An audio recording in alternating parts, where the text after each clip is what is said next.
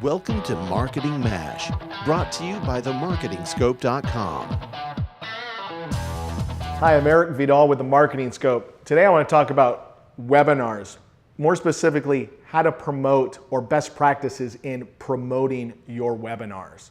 So when we talk about webinars, we have some best practice guides out there and you can download them right from themarketingscope.com.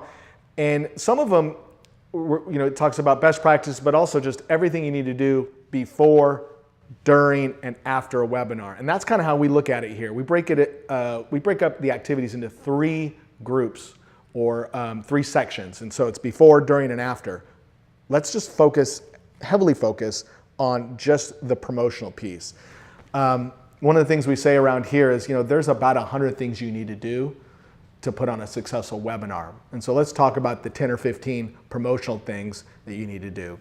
Our team actually over here, we put on webinars 2-3 times a month. We actually have a promotional checklist that we try to follow, and it's different for every webinar. And it's probably going to be different than what you're going to use, but hopefully we can share some best practices here. So one of the things that we do right away, once we've created that reg page, is we create some unique URLs. So we don't use the same URL to promote the webinar. We create unique URLs so we can leverage each URL for different promotional vehicles to promote. So that way we learn which programs are performing better. And so we can, for the next webinar, we'll maybe double down on some programs and maybe adjust or pull back on certain other ones based on that unique URL and being able to track the performance of that promotional piece. So one of the things we do right off the bat, once we get that registration page created, is we promote that webinar in one of our newsletters.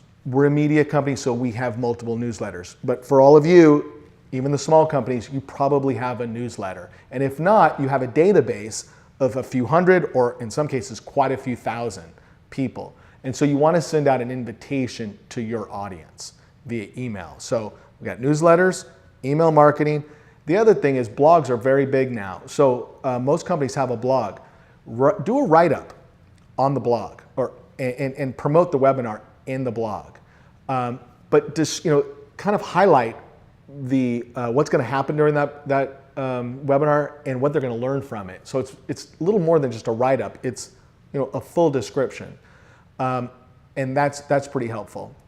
The other thing is social media, and so there's organic or natural social, and then there's paid. So first off with organic social. So your Twitter, your LinkedIn, your Facebook, all your different social media vehicles. Here's another thing that we recommend is maybe do a quick 1-minute teaser video that you can use to get people's attention. And social is a perfect vehicle to leverage for that. And then at the end of the video, to learn more or to hear from the experts, click here and register.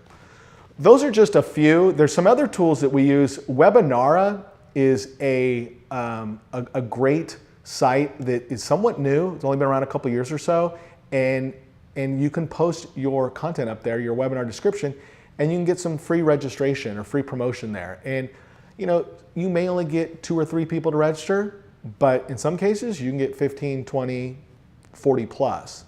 It all depends on how good your content is. The other thing I recommend, and this one's a little challenging, but if done right, it can pay off dramatically. So find a partner. So if you're a tech company and you have 2 or 3 partners that you work with, these are people who resell your products or services, or maybe they're an integration partner at some level. And so work with them and maybe do some kind of, like what I've done in the past is I've done like a trade out. And so we say, hey, if you promote 3 of my webinars, I'll promote 3 of your webinars, or something like that. Maybe it's ebooks, maybe it's something else, maybe it's not related to any kind of content, but some kind of trade out where they're going to promote it in their newsletter, in their social vehicles, and you're going to do something for them. The whole just gentleman's handshake or lady and gentleman handshake. That's always paid off very well for us. Here at the Marketing Scope from a media company perspective, but also when I was on the B2B marketing side inside of companies. So that's kind of a short list right now. I'd like to break up the promotional list into two buckets. One is the free stuff that we just talked about. Then there's the paid component. And on the paid component, I think really looking at social media advertising is big right now. And everyone I talk to, it's different. And so for us, we have a lot of success with Facebook. Facebook groups, so that's organic, but we also have been doing Facebook advertising, and we've just had a lot of success with it. And some people I talk to don't have success with it. So you have to find the right social media vehicles that fit for you. I'll be honest, LinkedIn, we've had some success, but we've also had some challenges or failures. And same with Twitter. It's funny, like the Twitter, we haven't cracked the Twitter code. And I talked to a lot of other people who haven't either. But then there's always that one person I talk to and they say, no, we got it, we figured it out. And so it gives me hope. So we're continuing to push on with that channel. We're starting to do some stuff with Instagram, which is interesting. And I think it's all new for us, but I really feel that is an untapped vehicle that we're hopefully going to figure out soon. So the other thing is leveraging a media company like The Marketing Scope or Broad Suite Media Group, which is our parent company. A lot of media companies will sell packages to help promote your webinars. I shouldn't say a lot, some. There's a lot that don't, but there are some that do. Then the other thing you can do is you can go directly to a media company and they can handle everything from A to Z, from the technology, the production, the management, and all the promotion.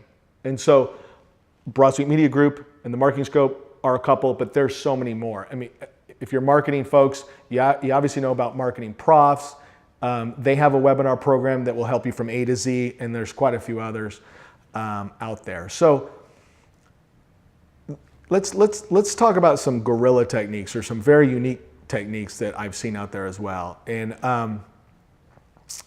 so we've done this before. I did this a couple years ago when I was at a startup. We actually went around to some of the business journals, let's say the San Jose Business Journal or the Phoenix Business Journal, what have you. And we actually just put in small ads on online and print, and we had a unique URL. Didn't cost a lot of money, but we got some good traction. And it depends on what the topics are. If it's heavily targeted towards small business owners, and it's something maybe around social media marketing or email marketing, something that a small business owner would be very interested in, it did well. Not the case, across the board for some of the more niche topics or higher level topics that somebody from a large company might be interested in. Some other techniques, let's see here. I mentioned Facebook groups. LinkedIn groups is another one. LinkedIn groups has been successful for us, but that you have to be very, very careful with.